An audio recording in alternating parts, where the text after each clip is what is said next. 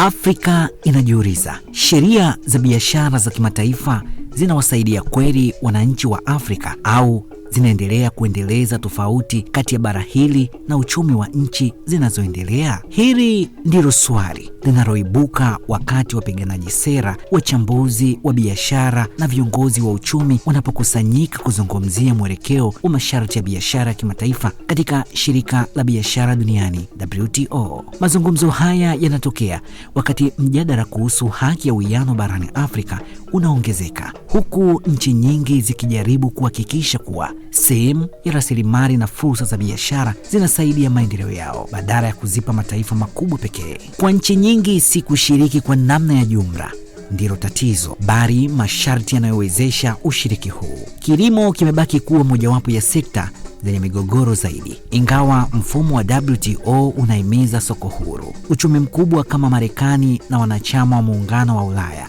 bado wanatoa ruzuku kubwa kwa wakulima wao. Hii inachangia ushindani usio sawa, ambapo watengenezaji wa Afrika wanakosa kuendana na bidhaa za bei nafuu zinazotoka nje. Hili ni suala la ushindani tu, alisema mchambuzi wa sera za biashara kutoka Afrika ya Mashariki. Ni tatizo la kimuundo. Huwezi kuomba nchi kufungua masoko huku wengine wakiendeleza ulinzi kupitia ruzuku.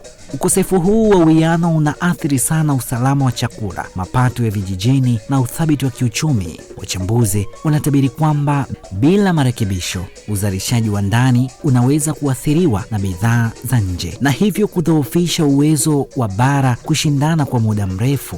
Zaidi ya kilimo, biashara ya kidigitali imeibuka kama eneo jipya la changamoto. Mapendekezo ya kuendelea na marufuku ya ushuru kwa uhamishaji wa data wa kimataifa yaliyoanzishwa ili kuendeleza biashara mtandao sasa yanachambuliwa upya na nchi zinazoendelea, ikiwa ni pamoja na Afrika. Serikali za bara hili zinahoji kwamba vizuizi hivi vinaweza kuathiri uwezo wao wa kupata mapato na kuendesha sera za kimaendeleo. Biashara ya kidigitali ndiyo inayoibeba thamani ya baadaye, alisema mtaalamu wa sera za kiteknolojia kutoka Nairobi. Kama Afrika haiwezi kutoza ushuru au kudhibiti sekta hii, inakosa nafasi ya kuwa mtengenezaji badala ya mteja. Aidha, viwango vipya vinavyohusiana na uendelevu na mabadiliko ya tabia ya nchi vinabadilisha ufikiaji wa masoko ya kimataifa. Hata hivyo, gharama ya kutimiza vigezo hivi vinaweza kuwa ni kubwa sana, hasa kwa wauzaji wadogo wanaokabiliwa na vikwazo vinavyopunguza ushindani. Maafisa wa biashara wanatia mkazo kwamba bila msaada wa kifedha na kiufundi, hatua hizi zinaweza kuwa vizuizi vya kibiashara kwa njia isiyo ya moja kwa moja. Tukio hili linahimiza upya sera za biashara za Afrika. Hali ya bara la Afrika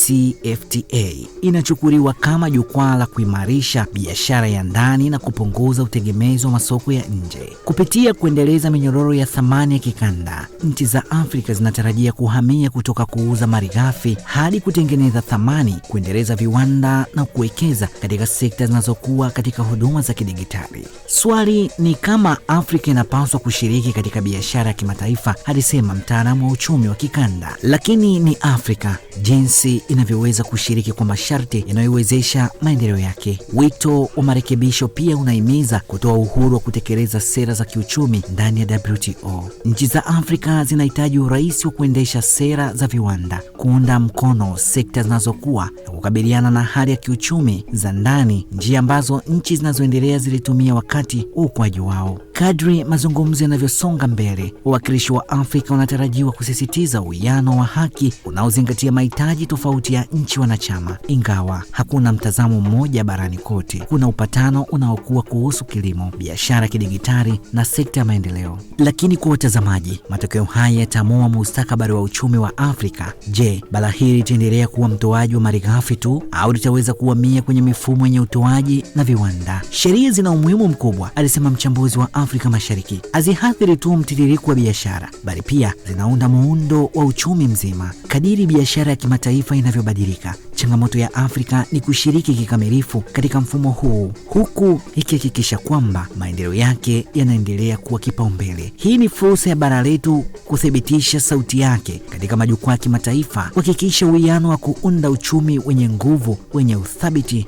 na wenye manufaa kwa kila wananchi. Na mwishowe, swali linaloibuka kwa kila mmoja wetu ni kwamba, je, Haki ya biashara ya kimataifa ni ya kweli kwa wote au bado bara letu linabaki nyuma? Ripoti ya MediaWire Express, habari fupi mahiri kwa Afrika, na mimi ni Joseph Isangura.